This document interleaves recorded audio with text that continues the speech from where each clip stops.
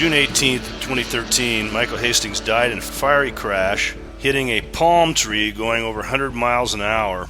There were no skid marks reported.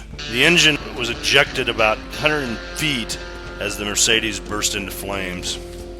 Michael Hastings was a fearless individual who really tended to butt heads with the power structure and made a lot of people within the power structure angry with him. Best known for a Rolling Stone story called The Runaway General about U.S. Army General Stanley McChrystal, and ultimately led to his resignation and firing. He went after General Petraeus in a very strong way. They're shown here on a video at CNN, demonstrates this. Michael Hastings, in your BuzzFeed article, The Sins of General David Petraeus, you argue that Petraeus was a master of deception. Do you think he should have resigned? I think there's many other reasons Petraeus should have resigned besides who he's sleeping with that's not his wife. But I just want to make a point here. That the larger point that I've been making is that essentially the media has played a role in protecting David Petraeus and promoting David Petraeus and mythologizing David Petraeus. And we saw it here tonight. General Kimmett, who was a spokesperson in Baghdad, who was a roommate of Petraeus, who was involved in one of the biggest debacles in recent foreign policy history, is on TV, defending David Petraeus without actually addressing the real problems with David Petraeus' record. And those are the fact that he manipulated the White House into escalating into Afghanistan.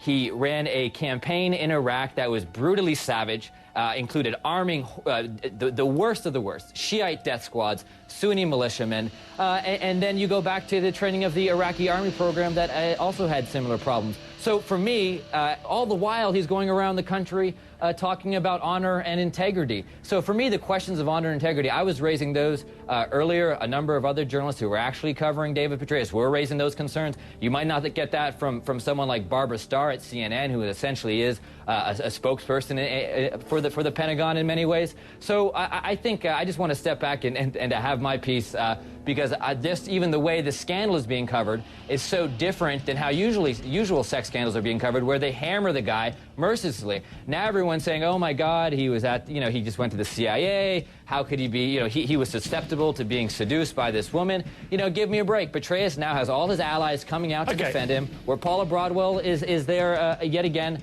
Where are her protectors? Okay, well, but Barbara's not a spokesperson for him, obviously. But let's move to Lieutenant Colonel. Not too obviously. I've followed her coverage pretty closely, as she's covered my work before too. Well, just because she's written naughty things about you doesn't make her a spokesperson. No, what makes her a spokesperson is repeating without question a lot of Pentagon claims. He was also doing investigative work on CI Director John Brennan. He was doing investigative work on Hillary Clinton's involvement in Benghazi.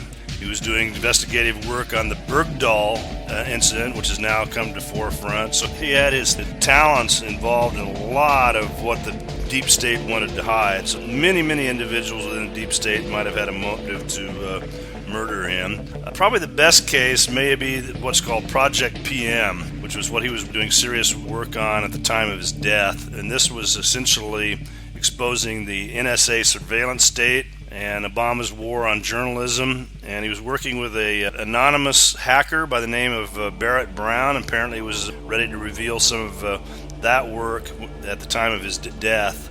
Anybody in the power structure may have had the motive. Interviewing my close friends and associates. Perhaps if the authorities arrive BuzzFeed GQ or HQ, may be wise to immediately request legal counsel before any conversations or interviews about our news gathering practices or related journalism issues. Also, I'm onto a big story and need to go off the radar for a bit. All the best and hope to see you all soon.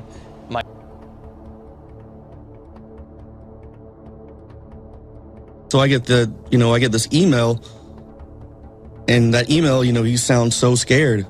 And it just didn't sound like the Michael that, myself or anyone else knew. You said you talked to his other friends who physically talked to him. He was looking, repeat all that. The feds had come to the house, looking under the car. You said he was scared. Yeah, he had LAPD and then some other people had come by the house, could have been feds. Like I said, at that point, there was a lot of weird things happening in the days leading up. He was seen looking under his car with his brother. His other buddy, a mutual friend of Mike and I's, said that 5 days out, he started speaking in code. He was just panicked and on alert, you know, just seemed like he was constantly looking over his shoulders left and right. And I knew he was like that in a sense because what happened with the McChrystal story. You know, he'd called me a few times and I'd spoke to him and he's like, you know, I'm kind of scared. Well, you told me, people were telling him, we're going to kill you. Yeah. I mean, he even wrote that in one of his books. I mean, he pretty much came out and said that they said that. So, I mean, he definitely... So the biggest killers in the world say we're going to kill you. Your car blows up and it's not suspicious. I mean, everyone just wants to crack up to be some accident. I guess it's easier to sweep this away and sweep it under the rug than to actually dig in there and ask the questions. And I mean, he had a lot of things going on, but that Barrett Brown thing was a definitely key thing because he even got a copy of the warrant that had all the arresting people involved on there. So, I mean, that in itself, the McChrystal thing, this, looking into the CIA, all these things add up to, you know, there's a lot of people pissed off at him.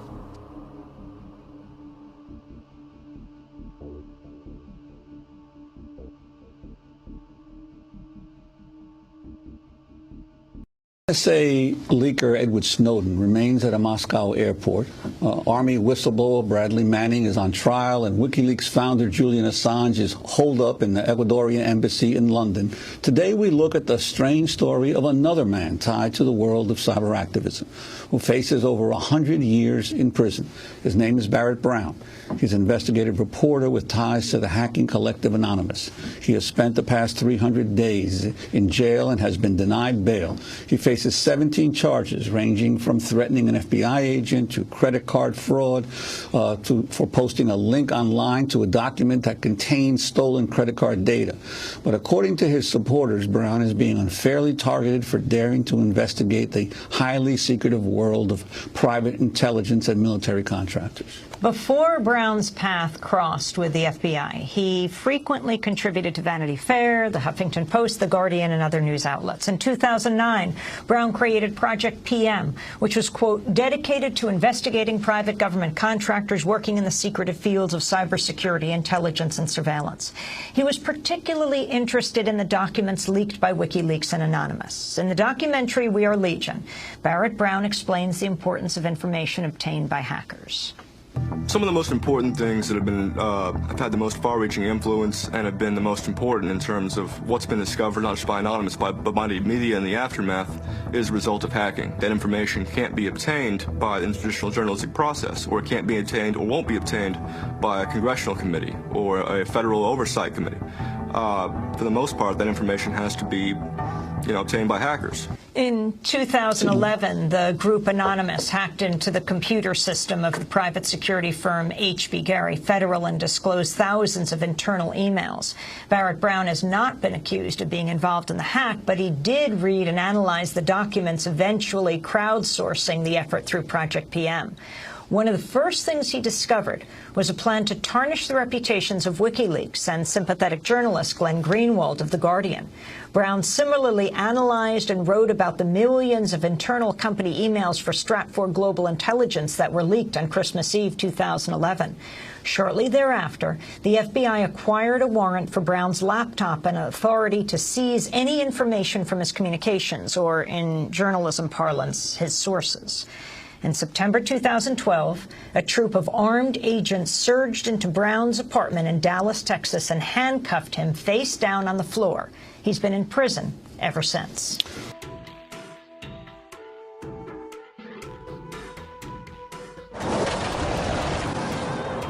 For secret assassination, either simple or chase, a contrived accident is the most effective technique.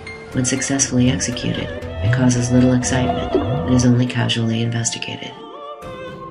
Reason to believe that intelligence agencies for major powers, including the United States, know how to remotely seize control of a car. Revealed as a result of some research at universities is that it's relatively easy to hack your way into the control system of a car and to do such things as cause acceleration when the driver doesn't want acceleration, to throw on brakes when the driver doesn't want the brakes on, to launch an airbag.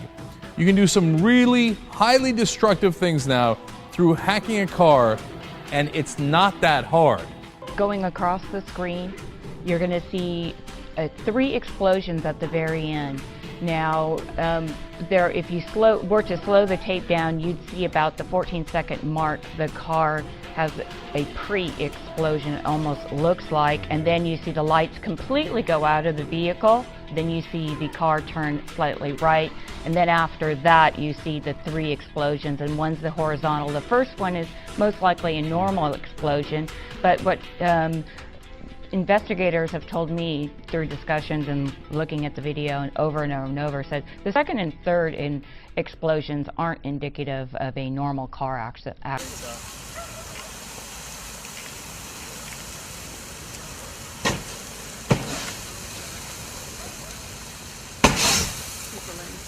Is there? Number 2, if I'm Mercedes-Benz, I want to investigate this to no end. Because right now, the official story is Mercedes-Benz explode on impact. Yes. Okay? So you would, right now, I'm not going to buy a Mercedes. No way I buy a Mercedes. If I hit something a little too fast, apparently the engine goes 100 yards, the whole car is a fiery mess, etc. So unless Mercedes proves otherwise to me, there's no way anybody in America should buy a Mercedes if it's going to explode like that on impact. Clearly, there are a couple things that stood out in my mind when I went up and visited the scene and visited law enforcement. What stood out in your mind? You said you couldn't get the police report. They weren't giving that out. Yeah. So what else stood out in your mind? Well, the fact that when you go to the LA Police Department, then you go to the fire department, and you go to the different agencies, they all said they couldn't comment, and some of them said they were told not to comment on the story. So that kind of stands out. If we look at the NSA, the government says if you have nothing to hide, don't worry. I think it kind of has a reverse role here.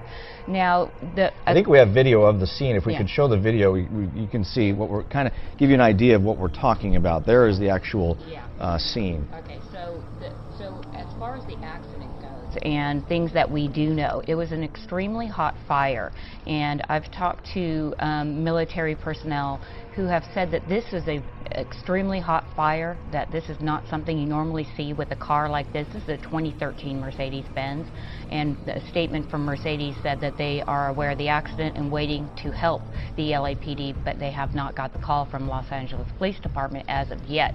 So that intensity of the fire is very concerning, and also the placement of the engine and the drivetrain, as we see here. They are completely between 150 and 250 feet from the accident. However, the car was going south and the engine and drivetrain were behind it. And after I spoke with a couple of university physics professors, they said in an accident like this, the engines and whatnot would go with the forward velocity of the... So what does your gut tell you in something like this? You've been on a lot of these stories. What are you looking at, and where are you going with this? Well, I'm looking at all possibilities. I mean, he could have been drinking and driving. That's certainly something he could have done. That he was near the clubs on Sunset Boulevard, so that's a possibility.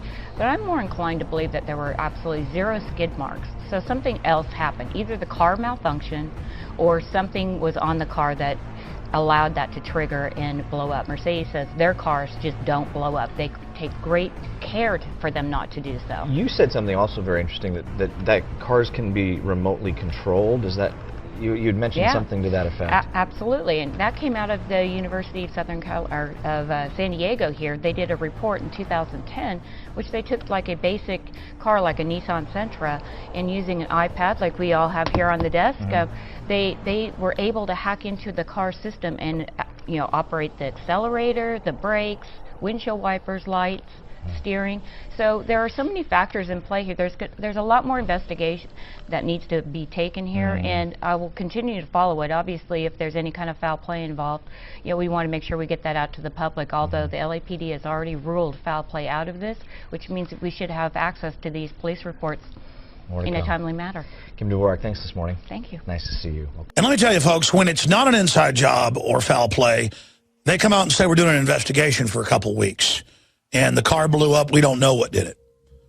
When it's suspicious, they go, no foul play, this is completely normal, happens all the time, nobody look at this, the feds weren't talking to him, he wasn't working on a big story, there's nothing happening here, just move along.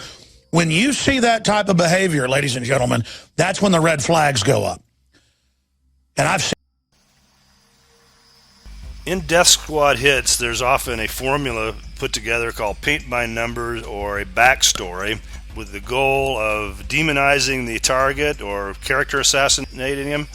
And so quickly this investigation very quickly, within a couple days, pulled the foul play card off the table. It seemed to be largely based upon the sudden appearance of Jonathan Hastings, Michael Hastings' older brother, who arrived in Los Angeles and thought that Michael was undergoing a manic phase of some type. It may have been that Michael Hastings had some mental history in the past. Apparently the brother claimed that in 1999 he had a manic depressive episode of some type and had been off the wagon for 14 years.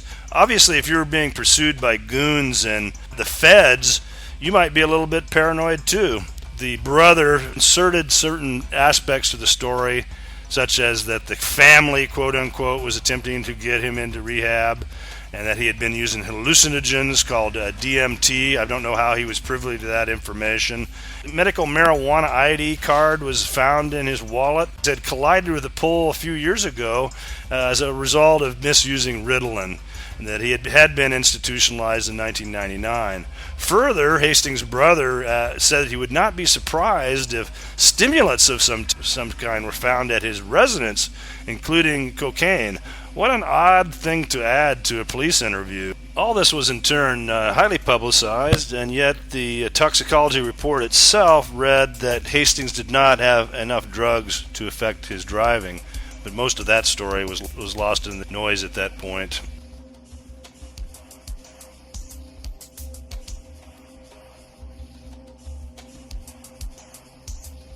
Repeat what you said yesterday when we were taping in there for the film about what she told you at the funeral, then versus what you saw on CNN, and what you think might be going on there. Yeah, I went up to Vermont with a mutual friend of Mike and I's, and stayed with them, and we went to the memorial service, and we get there, and I kind of do a walkthrough, shake his father's hand, his mother, his brothers, and sit down, and it's just kind of one of those sad, it was just, it was nice to see that many people who cared about him show up, but it was just kind of a sad, just overall solemn. Yeah. So I was like, I got to get out of here for a second and get a water. So I'm walking out, and as I walked around, Elise came around, Michael's wife, and said, Staff Sergeant Biggs. And I turned around, and she goes, come here. I'm sitting here thinking, all right, this could go one of two ways. This could be like, thanks for, bringing this to light, or, this isn't any of your business. Why did you release this? I mean, really, it could have gone either way. Well, he sent you the email. Yeah. So she actually comes up to me, and she's crying, and she hugs me and says, thank you. She starts talking to me about how Mike had spoken about me many times. And I mean, she knew more about me than I knew about her. I mean, she was just going from story to story, from Afghanistan to the conversations we would have, and she knew everything about me. And I kind of put me more to calm. And then, after she wiped the tears away, she got that pit bull look, and she told me, we're going to find out. She's like, I'm going to find out who did this.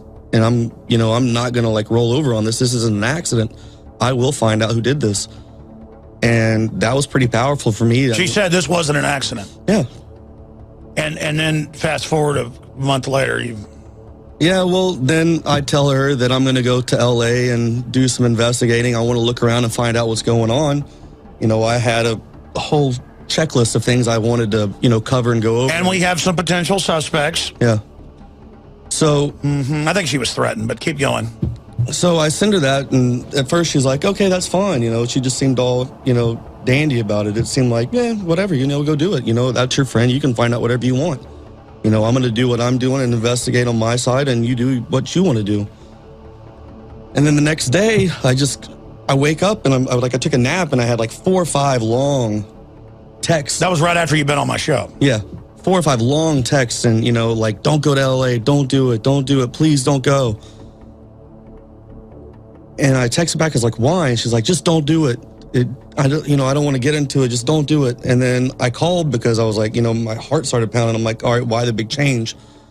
And when I called, she didn't even answer. Someone else did, this lady, saying that it was her friend, and I could kind of hear her off in the background. And they were just like, Elise doesn't want you to go right now. Please don't do it. Cancel the whole trip. And so, I mean, you hear a widow, like that, and So you called me, and I was just in 2 reporters with you at least, yeah, and a former NSA guy who investigates these things, and you said, let's wait 2 weeks. So we wait 2 weeks.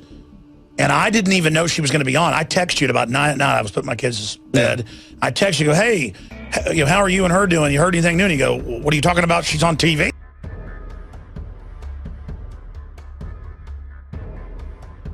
There have been, as there always are in these situations, wild conspiracy theories that he was chasing some hot story, maybe connected to that, his late-night car crash in Los Angeles.